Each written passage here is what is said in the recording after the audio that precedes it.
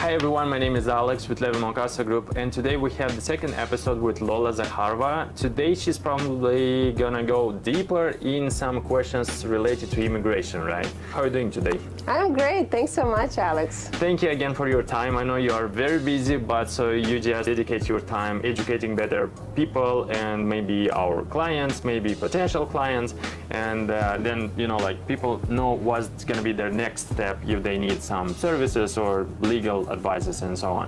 What's the general situation with the immigration today in the United States? That's a big question, but I'm going to be very brief. Right now, the United States immigration situation is always influenced by the world events. I don't think it's a secret for anyone. Right. And we have had several major world events recently, like if you look in the last 3-4 years, giant.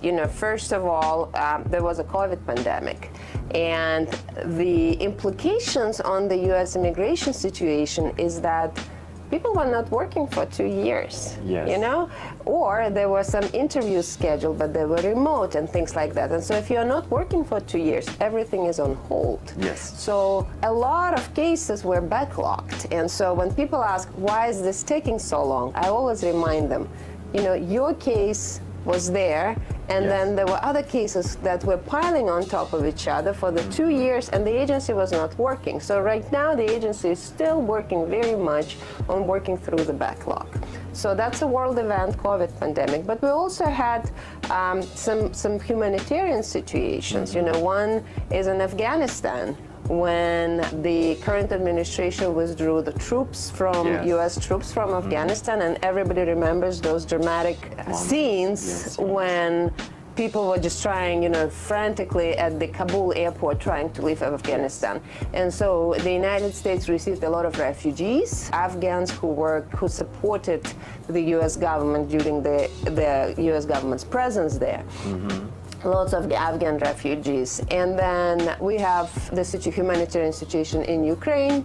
We have the war in Ukraine, and of course people had to be, in order to keep themselves safe, people had to flee Ukraine. So about 117,000 Ukrainians were able to take advantage of the Uniting for Ukraine program, which was implemented by the Biden administration. But on top of that, about 150,000 Ukrainians were able to immigrate through other more traditional refugee resettlement programs.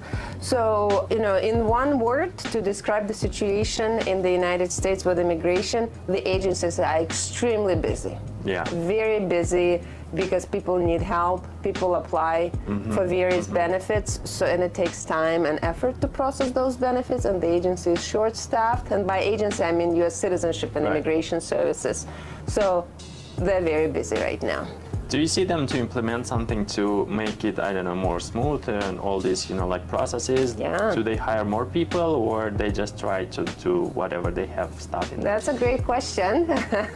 It's easy to hire more people, but when you hire more people, what do you need to give those people? Money, right? So, and unfortunately, money is always an issue. So what the administration wants to do, the Biden administration wants to do, they are looking at increasing filing fees for certain employment-based folks. So if you, Alex, work for an organization, like let's say you work for Amazon, and your employer is sponsoring you to get a green card. I see. And in order to submit the application, you have to pay money, right? So right now, for example, an adjustment of status application is $1,225. And the agency is looking to increase it, and charge twice more. So instead of $1,200 charging you, almost $3,000 per application. And so the agency is looking to use that money to help hire more people to address the humanitarian cases, refugees, asylees, parolees, etc. Because for refugees, I mean, like fees are less, or maybe there are no fees at all. That's exactly right. That's why they are trying somehow to cover those expenses, whatever they have. That's exactly right. That's exactly right. Because usually USCIS is supposed to be fee-funded agency. So they don't get money from the budget. I mean, they get money from the budget, but not a lot of it. Most of the money comes from the fees, but if you're doing a lot of work that doesn't generate any income, Right. you know, you have to increase the income on the other, in other areas. If we are talking, just because like a lot of our clients are like Ukrainians, but not Ukrainians who came to the United States right now, maybe, you know, like Ukrainians who immigrated like 10 years ago. But anyway, they have relatives who are coming now to the United States. So I know they have this parole. Yes. Yeah, and I believe it's like for 2 years. I'm not sure because I'm not a professional in this field. So what's going to be their next step? What they can do and how they can become like a green card holder or a citizen? That's a great question. That's correct. So the program, Uniting for Ukraine program, allows individuals who are Ukrainian citizens or immediate relatives of Ukrainian citizens. Okay. For example, if I'm a Ukrainian citizen, but my husband is a citizen of France, for example, so my husband can still take advantage of that program because he's an immediate relative. Yes, humanitarian parole is just for 2 years. It is a temporary measure. Right, so what can people do? Well, there's a temporary protected status called TPS, and you can apply for that as well. You know, if your parole is kind of coming to an end, you can apply for TPS. There are certain requirements. You have to be physically present in the U.S. on a certain date, but that TPS designation keeps extending. So most folks who came here on humanitarian parole should be able to take advantage of the TPS. But TPS is temporary. T stands for temporary. It's not permanent. So to find a more permanent solution, people might qualify for asylum. They might or might not. As a reminder, the war itself is not a basis for asylum, unfortunately. So you have to, you know, have your case analyzed by a legal professional to see whether you qualify for asylum or not. But other people might be eligible for professional classifications. You know, people might be eligible to get permanent residency because of their extraordinary achievements, right? If you are a professor and you have, you know, a lot of publications, or you got some awards and things like that, you might qualify for EB1, which is an extraordinary ability permanent residency. You might have an employer who is willing to sponsor you, right? So you might qualify for EB2, EB3 permanent residency. You might have a fiance who is an American citizen or who is a permanent resident, right? And this way you might immigrate through a family-based option, right? So there's quite a few options. So primarily humanitarian, asylum, employment-based, or family-based. So there's no one-size-fits-all, but you know, people may have more permanent options. Of course, if they're interested. I know a lot of Ukrainians just want to go back home, but people who are looking to stay here permanently may have options. So. And when you said about like apply for some processes based on family, do you see like family reunion process to be more simplified for them if they are already here, or that's not the case? No, unfortunately not. That's not the case. For now, it's the same process. It's the same process. Yes, Ukrainians are already benefiting a lot from this Uniting for Ukraine and temporary protected status, TPS.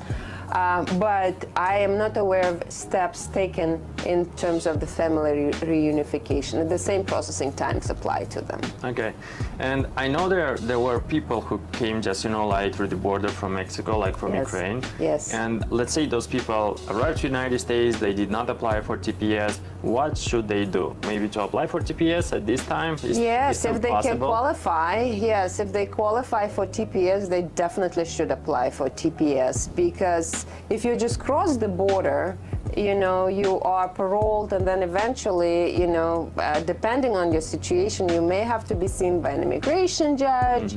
If you apply for asylum, and the immigration judge's decision may or may not be favorable.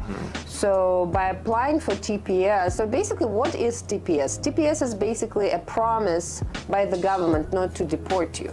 right? For a specific time. For a specific time, not to deport you, and to provide you with employment authorization and allow you to be in the country in this temporary protected status. And by the way, Ukraine is not the only country with TPS designation.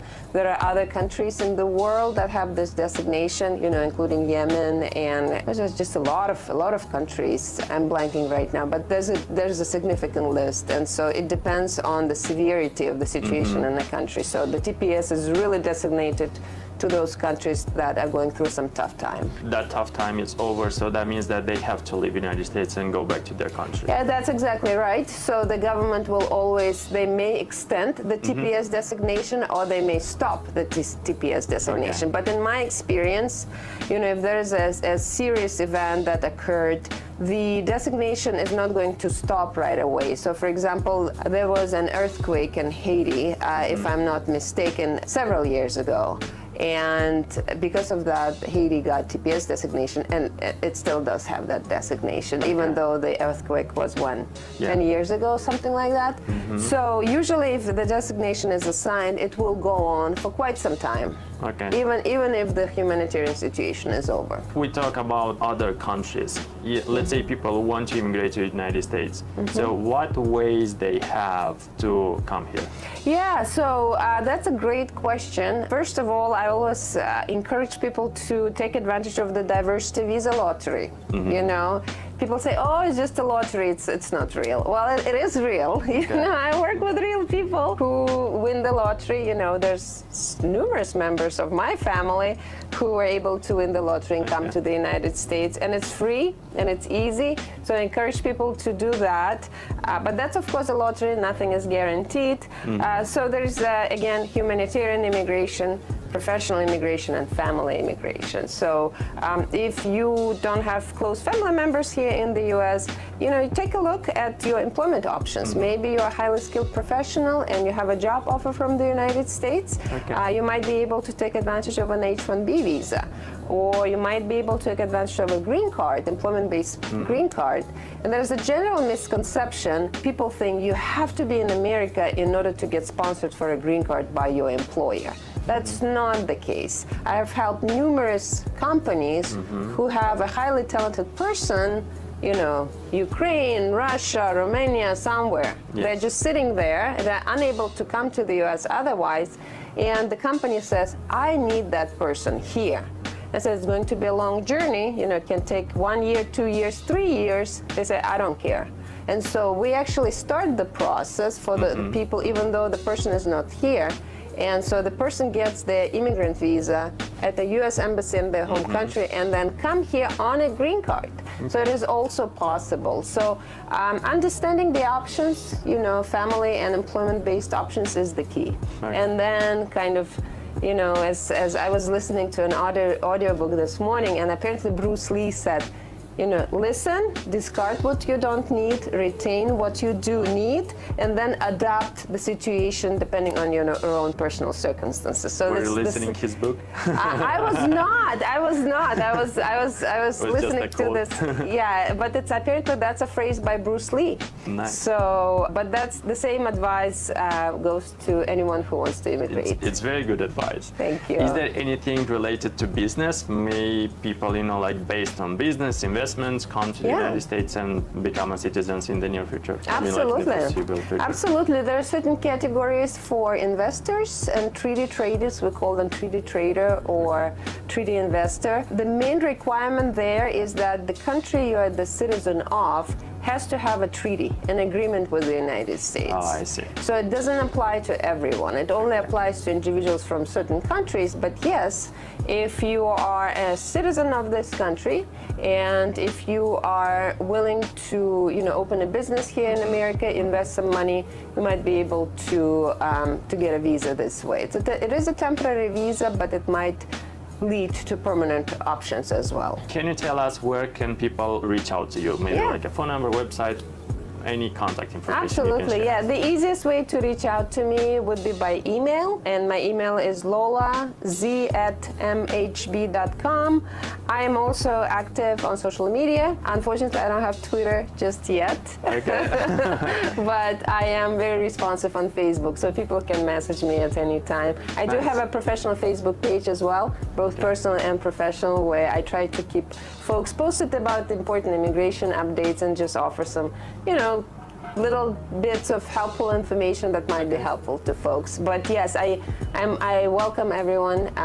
If I can help, I always will. And if I cannot, hopefully I can refer you to some resources that may be helpful. Okay, sounds good. That's very good. We will link all this information you provided to us, like your pages and your, if you have a website as well. I do. Maybe you'll give it to us later, an email. And so, yeah, hopefully, people will just benefit of your services, because I'm pretty sure you do just the best service for your Oh, clients. thank you. I always say, hopefully you won't need me. Yeah, that's the best But way, sometimes the laws are so complicated, and sometimes people just, nobody loves going to a lawyer. Nobody loves going to a doctor. The same Yes. here. I understand that very well. So unless people really need to, they usually are able to. Everybody's smart, But sometimes you do need to see a lawyer. And when you do, I want to make sure that you get the service you Yes, deserve. that's very nice. Thank you very much again, and Thank you, I wish Alex. you have a great day. Thanks so much. Thank you, Lola. Thank you. Bye-bye.